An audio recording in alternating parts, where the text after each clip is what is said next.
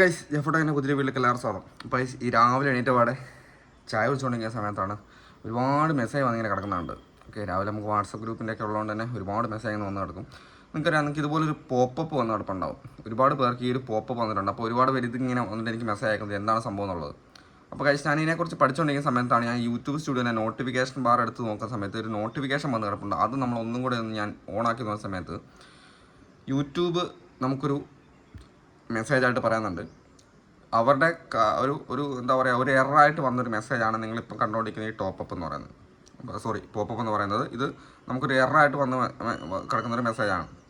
ഈ ഒരു മെസ്സേജ് നമ്മൾ അവഗണിച്ചാൽ മതി, അതിൻ്റെ പുറകെ പോകേണ്ട കാര്യമില്ല, അത് സ്കിപ്പ് ചെയ്ത് കളഞ്ഞേക്കുക.